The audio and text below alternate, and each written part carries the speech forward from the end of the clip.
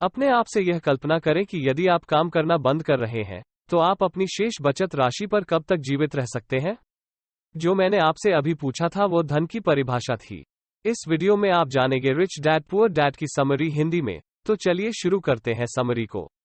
Robert Kiyosaki नाम का एक व्यक्ति है जो एक अमेरिकी निवेशक, व्यवसायिक, लेखक, प्रेरक वक्ता और वित्तीय टिप्पणीकार है, जो हाल के वर्षों में प्रसिद्ध हुए, जिनकी अनुमानित कुल संपत्ति $80 मिलियन से अधिक है। कुछ दिलचस्प जानना चाहते हैं? उनका जन्म किसी अमीर परिवार में नहीं हुआ था। वास्तव में उनका परिवार ज्यादातर ऐसे लोगों की तरह था जो काम करते थे, लेकिन उनके पास सबसे अच्छी वित्तीय शिक्षा, फाइनेंशियल एजुकेशन नहीं थी और अक्सर कई बार पैसे के लिए संघर्ष, मनी स्ट्रगल्स करते थे। तो फिर रॉबर्ट आज अमीर कैसे हो गए? आइए एक नजर डालते हैं कि उन्होंने अपने एक best seller rich dad poor dad में क्या कहा। रॉबर्ट कियोसाकी का जन्म अप्रैल 1947 में हिलो, हवाई में हुआ था। 9 साल की उम्र में छोटे रॉबर्ट उसी पब्लिक स्कूल में पढ़ रहे थे जहां अमीर लोग अपने बच्चों को उनके शहर भेजते थे और उनमें से बहुत सारे डॉक्टर, व्यवसाय के मालिक और बैंकर थे। रॉबर्ट ने देखा कि अमीर बच्चे खुद को उससे अलग कर लेते थे क्योंकि उनके जैसे खिलौनों और बाइक के नवीनतम संग्रह को वहन करने की एबिलिटी उनमें नहीं थी। इसलिए एक दिन रॉबर्ट ने अपने पिता से पूछा, जिनके पास पीएचडी थी और उन्होंने कई विश्वविद्यालयों को उत्कृष्ट डिग्री के साथ पूरा किया, पिताजी, क्या आप मुझे बता सकते हैं कि अमीर कैसे बने? दुर्भाग्य से उनके पिता को सही जवाब नहीं पता था क्योंकि वो खुद एक अमीर इंसान नहीं थे। इसलिए उन्होंने जवाब दिया, ठीक है, अपने दिमाग का उपयोग करें, बेटा। स्कूल में रहें, अच्छे ग्रेड्स प्राप्त करें ताकि आप एक सुरक्षित और सिक्योर जॉब पा सकें। उनके असली पिता वही हैं जिन्हें वे एक गरीब पिता के रूप में संदर्भित करेंगे।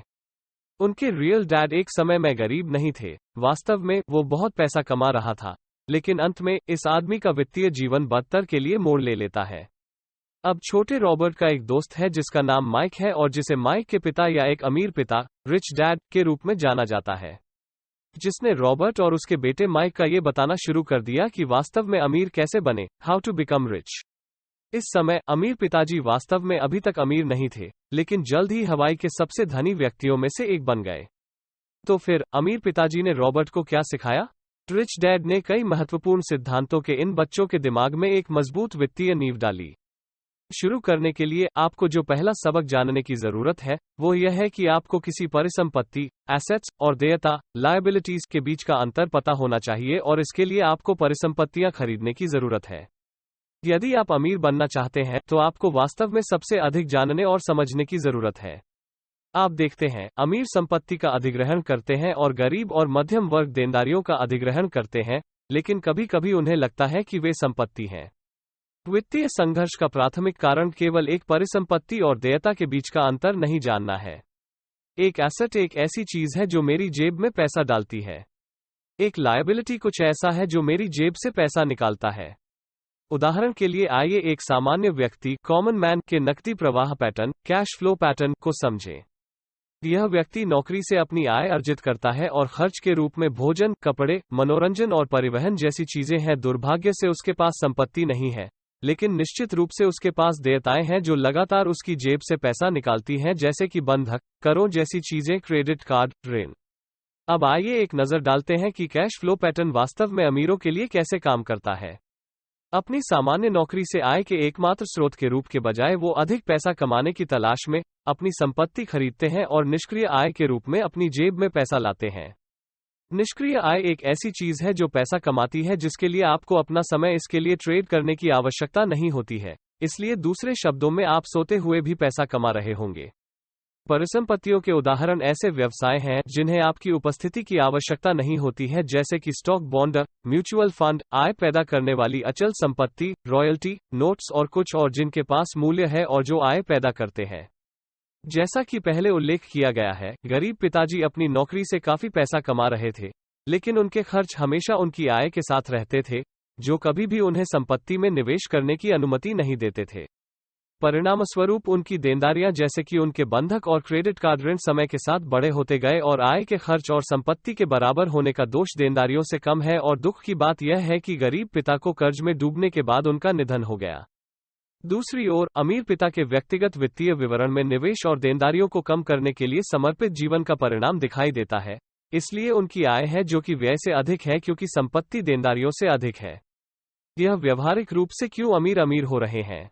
उनकी संपत्ति परिसंपत्ति कॉलम में पुनर्निवेश शेष के साथ खर्च को कवर करने के लिए पर्याप्त आय से अधिक उत्पन्न करती है। परिसंपत्ति कॉलम बढ़ता रहता है और इसलिए इसके साथ आय बढ़ती है।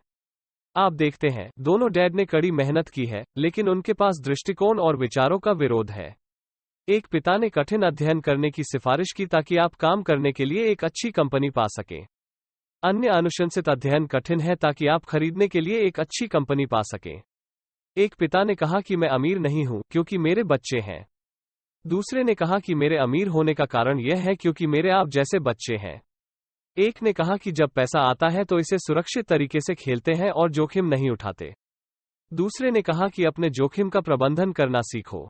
एक ने कहा कि मैं बर्दाश्त नहीं कर सकता। दूसरे ने कहा कि मैं इसे कैसे बर्दाश्त कर सकता हूं। हालांकि दोनों पुरुषों में शिक्षा और सीखने के लिए जबरदस्त सम्मान था। रॉबर्ट ने अमीर पिता से सीखा कि सामान्य आबादी के बारे में सच्चाई उनके जीवन को हमेशा के लिए दो भावनाओं, भय और लालच द्वारा चलाया जाता है, जो आपको उठने, काम पर जाने, बिल का भुगतान करने के पैटर्न में उलझा रहता है। उठो, काम पर जाओ और बिलों का भुगतान करो। डर उन्हें काम करने के इस जाल में फंसाता है, पैसा कमाता है, काम करता है, पैसा कमाता है और उम्मीद करता है कि पैसा न होने से डर दूर हो जाएगा। डर का सामना करने के बजाय वे अपने सिर का उपयोग करने के बजाय भावनात्मक रूप से प्रतिक्रिया करते हैं। दूसरी भावना जो इच्छा है, कुछ इसे लालच कहते हैं, एक दूसरा कारण है कि लोग पैसे के लिए भी काम करते हैं। वे उस खुशी के लिए धन चाहते हैं जो उन्हें लगता है कि वो खरीद सकता है। लेकिन पैसा जो खुशी लाता है वो अक्सर अल्पकालिक होता है और जल्द ही अधिक खुशी, अधिक आराम और अधिक सुरक्षा के लिए अधिक धन की आवश्यकता होती है। आप देखते हैं कि वही डर और इच्छा वही है जो बहुत सारे लोगों को उच्च भुगतान वाली नौकरी के बेहतर अवसर के लिए स्कूल जाने के बारे में इतना कट्टर बनाता है, लेकिन शिक्षा और नौकरी के लिए निराश न हो। लेकिन यह महत्वपूर्ण नहीं है, बिल्कुल उस डर को संभालो। उस डर को संभालने के लिए आपको पैसे की ताकत सीखने की जरूरत है, न कि उससे डरने की। दुर्भाग्य से अधिकांश स्कूल इस बारे में नहीं पढ़ाते हैं और यदि आप इसे नहीं सीखते हैं, तो आप पैसे के गुलाम बन जाएंगे। पैसे की अज्ञानता इतना लालच और इतना डर कर सकती है कि यह आपको लगातार काम करने वाले जीवन के सबसे बड़े जाल में ले जा सकती है। रिच डैड ने कहा कि अपनी भावनाओं का उपयोग करना सीखो, अपनी भावनाओं के साथ मत सोचो। भावनात्मक सोच के उदाहरण हैं जैसे मुझे दूसरी नौकरी पाने की आवश्यकता है। मैं एक उठाने लायक हूं। मैं यह नौकरी चाहता हूं क्योंकि यह सुरक्षित है। इसके बजाय स्पष्ट रूप से सोचने की तरह कि क्या मैं यहां याद कर रहा हूं? अधिकांश लोगों के लिए यह हमारी वास्तविकता है कि आपका पेशा आपकी आय है। अमीर, आपकी संपत्ति आपकी आय है। अपने जीवन के लिए इन पाठों को लागू करें। यदि मैं आपसे आपकी धन की परिभाषा के बारे में पूछना चाहता था, यदि आप आज काम करना बंद कर देंगे, तो आप कितने समय तक जीवित रह सकते हैं? आप मुझ पर हंस सकते हैं और कह सकते हैं कि मैं अब पैसे के लिए काम नहीं करता, मेरे लिए पैसा काम करता है। तो ये थी rich dad poor dad book का सारांश। दोस्तों, अगर आपने हमारे चैनल एरुडिशन रिंगल सिंह को सब्सक्राइब नहीं किया है तो सब्सक्राइब करना मत भूलिएगा। धन्यवाद।